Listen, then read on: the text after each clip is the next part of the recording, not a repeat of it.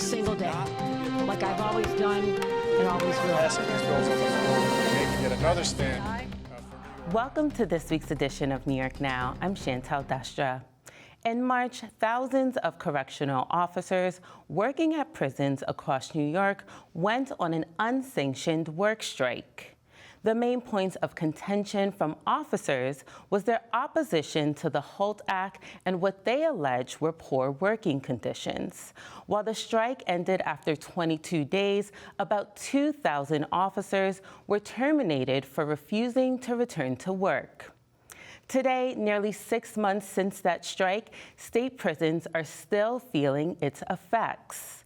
In this next segment, we'll dive into the prison staffing challenges and the state's efforts to increase recruitment. Here's that story. It's been months since thousands of correctional officers at prisons across New York State walked off of their job in what was known as an unsanctioned wildcat strike. Jose Saldana, who serves as the director of the Releasing Aging People in Prison campaign, says the impact of the prison strike cannot be understated. After serving 33 years in prison, Saldana spoke about how the correctional officer strike impacted those serving time behind bars. They just finished going on a wildcat strike. I mean, they walked out their posts without caring, not a single care for what they was leaving behind. While many officers have been able to return to their posts, more than 2,000 officers were terminated for refusing to return to work. Jennifer Scaife, executive director of the Correctional Association of New York, says while the issues with staffing levels long existed, the March strike worked to exacerbate those problems.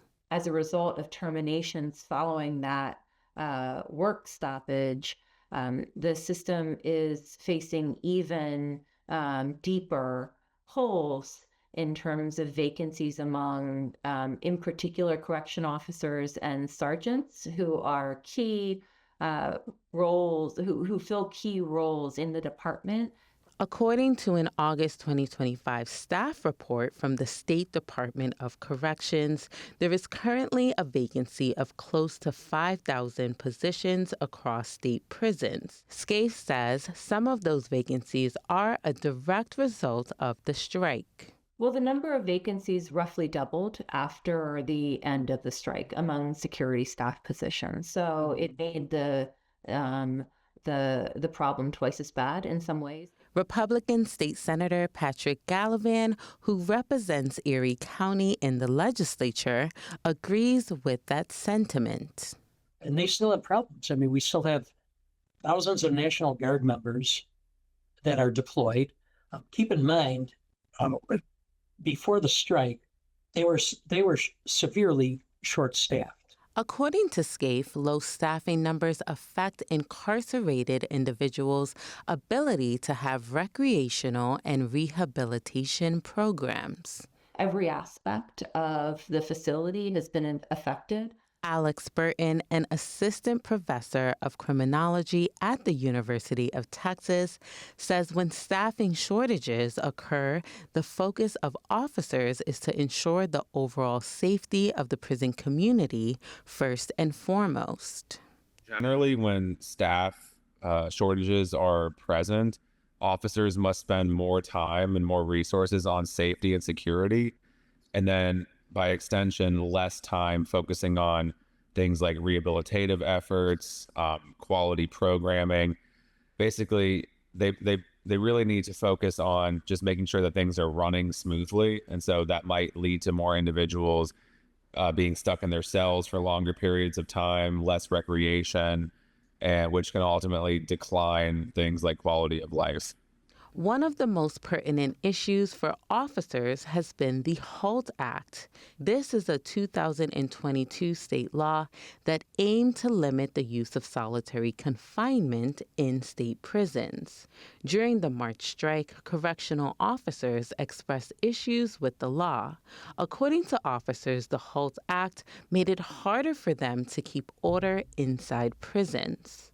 Meanwhile, Saldana says that solitary confinement does more harm than good. They are accustomed to punishing. They don't see the harm, the lasting harm, not only on those who they have put in solitary confinement for years. I have a co-defendant that spent 30 years in solitary confinement. So this issue is very close to me. 30 years in solitary confinement. They don't care about what that does to a human being. And the family. Because of the grievances by officers during the strike, the State Department of Corrections did move to temporarily suspend the HALT Act. In the summer, a judge moved to reverse that suspension.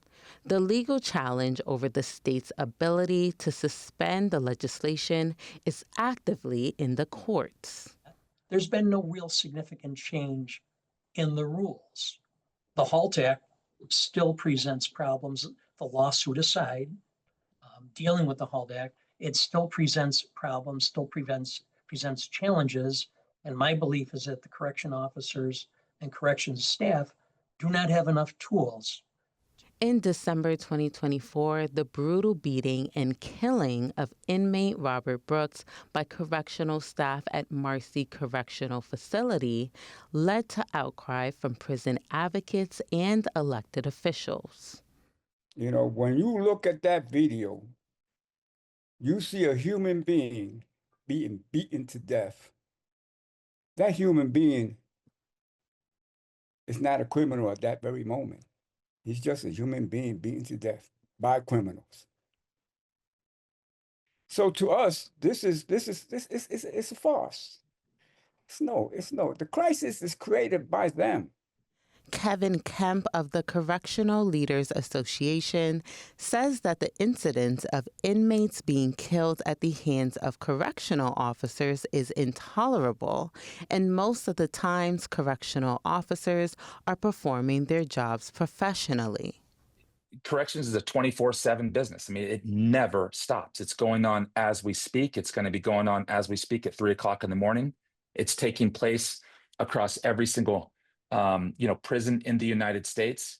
And the vast majority of the time it's being done correctly. Right. And hopefully with humanity, practices involved.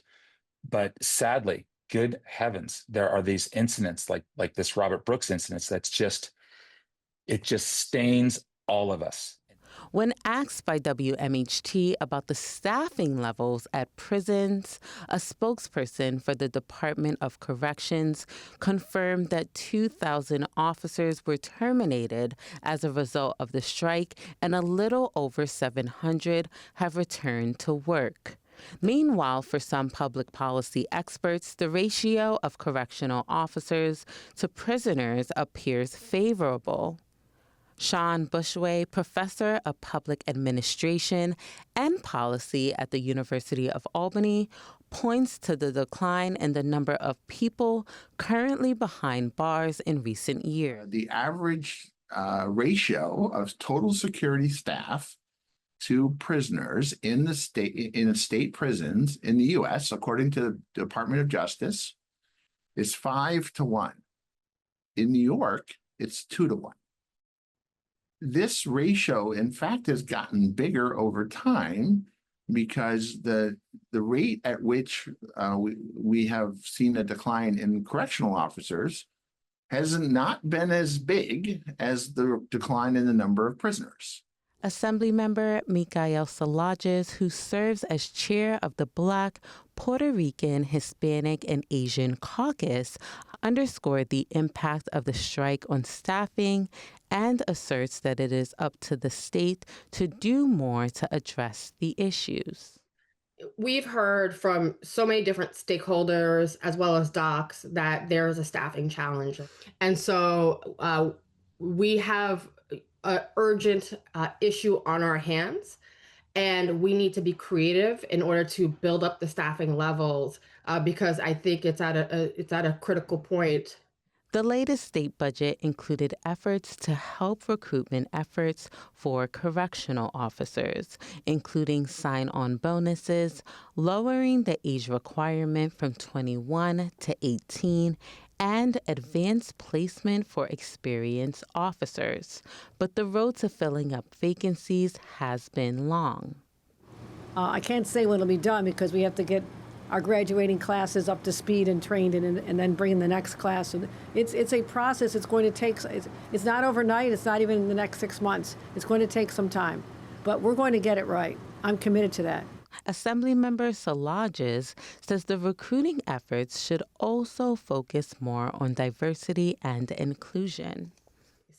When we talk about equity and justice, it has to be a cohesive conversation where we use the communities that were most harmed in order to bring a layer of knowledge and justice about how they could really change our correctional facilities and the culture from the inside. And so what I hope that docs and, all the legislature and the governor are looking at ways that we could recruit in the communities that's most harmed by our adverse criminal justice system. In terms of the next legislative session, State Senator Gallivan says that it is up to the legislature to pass policy to help with the working conditions that correctional officers deal with. But we've got these different things all coming together. We don't have enough people to do the job properly. They don't have sufficient tools to do the job properly. And it's that vicious circle. One feeds the other. And we need to solve both of them. Now turning to another important topic. Toward the end of the last legislative session, state lawmakers were hopeful that a bill that would create an Ebony Alert system for missing Black youth would make it over the legislative finish line. In New York, lawmakers have been actively sounding the alarm on what they call disparities in the way cases of missing Black women and children are handled in the state. While the Ebony Alert bill was not passed this year, lawmakers and supporters are still actively working to build support through the summer. In this next segment, our Elise Klein spoke with State Senator Lea Webb, who sponsors the bill in the upper chamber, about its impact and the efforts to get it passed next year. Here's that conversation. Thank you so much for joining us today, Senator. Thank you so much for having me, Elise. Let's start at the beginning. Can you talk about what this bill will do and what brought you to sponsor it? Yeah, so the Ebony Alert bill that I sponsor with Assemblymember Noah Burrows is designed to address very well documented disparities that exist when unfortunate tragedies of Black youth go missing. It is documented that over 600,000 Americans go missing every year. Of that, 40% are Black Americans, and Black youth make up 38% of that statistic. And so the Ebony Alert system is designed to fill a gap because it is also documented that oftentimes Black youth who go missing are often categorized as runaways and most certainly aren't given the same amount of media attention when these tragedies happen. And so this bill is truly designed to fill that gap and provide individuals who are involved with our public safety system with the tools that they need to help locate Black youth, and also provide justice for the impacted individuals and their families. This bill this previous session didn't pass. This is the second year it hasn't made it across the finish line. Can you talk about why it hasn't passed and what the opposition has been? So I carried this bill, and this session I had the opportunity to actually get an assembly sponsor.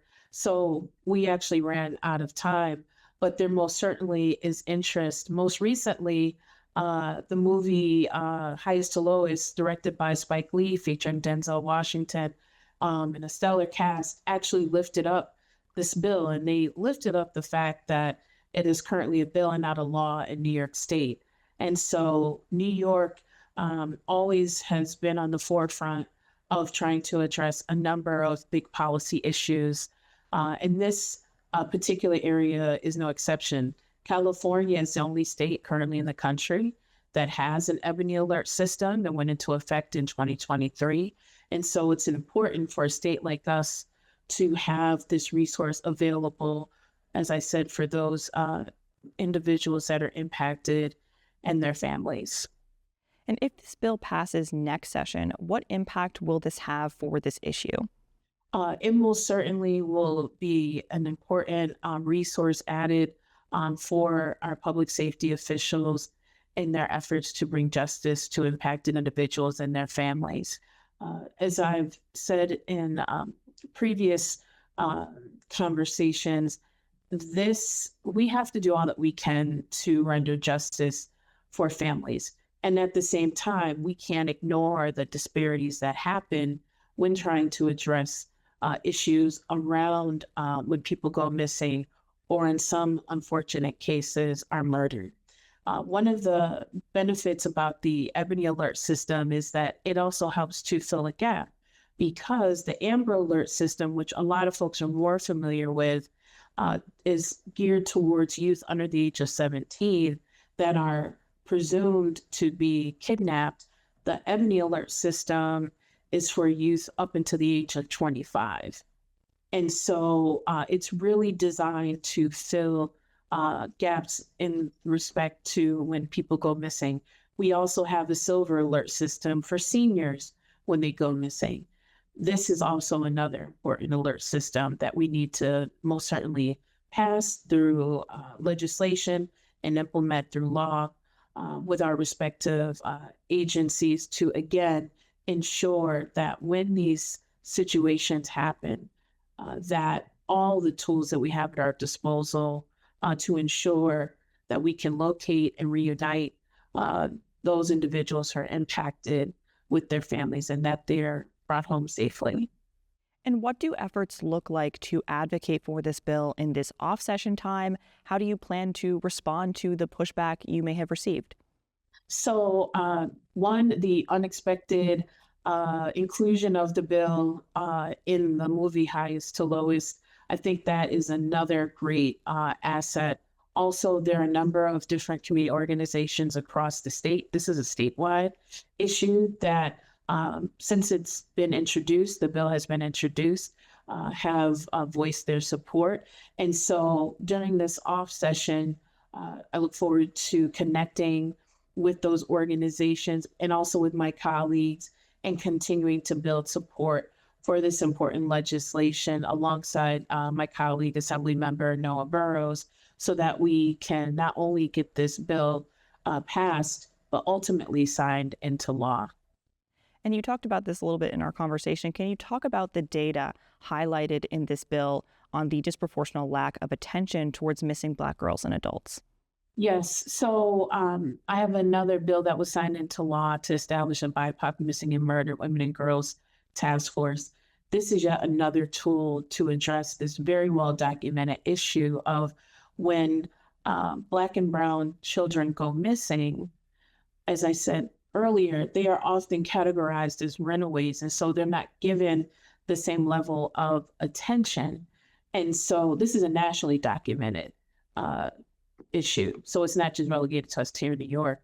And so for all of those reasons and more, we have to do all that we can to ensure that when these tragedies happen, that we are employing every resource at our disposal to make sure that we're rendering justice for them.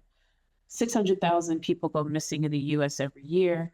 40% of those individuals that go missing are folks who identify as Black Americans, and 38% of that statistic are Black youth. And so we know the challenges that persist still with lack of media attention when these incidents happen, especially to BIPOC youth. And so it is important that as a community, as a state, that we do all that we can to render justice for those who are impacted. And ultimately, continue to provide support once they are brought home to ensure that they can go on and thrive, most certainly. And how will the legislation address this issue? Could it have an impact on a bigger scale, possibly inspiring other states? It is my hope that New York will join California in establishing this law. And absolutely, it is something that I hope will most certainly inspire other states to also follow suit. I think that oftentimes when we talk about these issues, it often gets kind of lumped into, well, we do these things already, when in fact, we do, yes, have alert systems. However, our systems overall have gaps in them that, again, are very well documented when it comes to BIPOC missing and murdered youth. And so this is something that I am hopeful that will continue to garner attention. As I said, the inclusion of it in the Spike Lee movie with Denzel Washington and the whole cast really, I think, was such an important step to lift up the fact that there is interest and there is most certainly a need to make sure that this bill gets signed into law. You mentioned the Spike Lee movie a couple times. I wanted to touch on that. The disparities involving missing persons was uplifted in the Spike Lee film Highest to Lowest, about a New York City music mogul whose son is kidnapped. Do you think this could help raise awareness on this bill before next session? And will this help the bill pass in any way? I think that any opportunity we have to encourage community dialogue around these important issues will always be beneficial in their ultimate advocacy with respect to getting bills passed. The fact that it was included in the film demonstrates that people are paying attention to opportunities to render justice for those who are often left behind. Most certainly its inclusion, but also in tandem with other efforts that we are engaging in to not only raise awareness about the bill, but also to garner more support and ultimately have this bill signed into law for the larger purpose of ensuring justice is being rendered for those who are impacted by these issues is very important. And so the arts have such a powerful mechanism for not only raising awareness and raising the collective consciousness, but also imploring people to take action. In the film, the fact that they share the bill, they literally bring it up on the screen, and they also, in the movie, talk about the fact that it's not a law yet in New York, it's just a bill, was a way for them to call people to action without saying, now we need you to take this action, right? And so the arts are powerful in that way.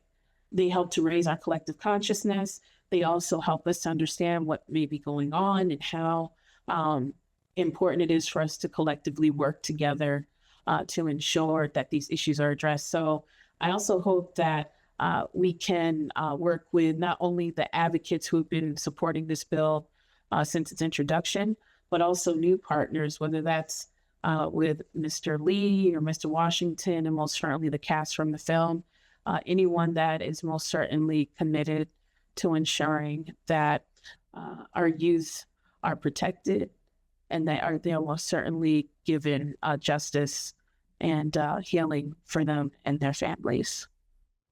And you mentioned the BIPOC task force. What role will the task force play in implementing this legislation, and how will the results from implementation help fuel the task force and their actions? I think that the establishment of the Ebony Alert system will be a great asset to the work that the task force will do. And alongside the task force, all of our leaders across the state who are involved in addressing these kinds of issues. Awareness is number one for any issue like this and others, but also what tools and resources do we have? So people know with the Ebony Alert system, and more so with the Amber Alert system, you get a notification on your phone. It's on the highway. In California, when they implemented it, it's right now only through the highway system. And so in New York, I would like to address some of those gaps in its implementation through this legislation, so that not only would it be listed on our highway systems, but also that people would get alerts on their phone to know that a child is in danger, and we have to make sure that as a community, we work together to protect them. Well, thank you so much for sitting down with us, Senator. Unfortunately, that's all the time we have. Thank you so much for allowing me the opportunity to talk about this important issue. And we were speaking with State Senator Lea Webb. And for more information on the Ebony Alert bill, you can visit our website. Again, that's at nynow.org. You can also subscribe to our newsletter by going to newsletter.nynow.org or by scanning the QR code on your screen. Well, that does it for this edition of New York Now. Thank you for tuning in, and see you next week.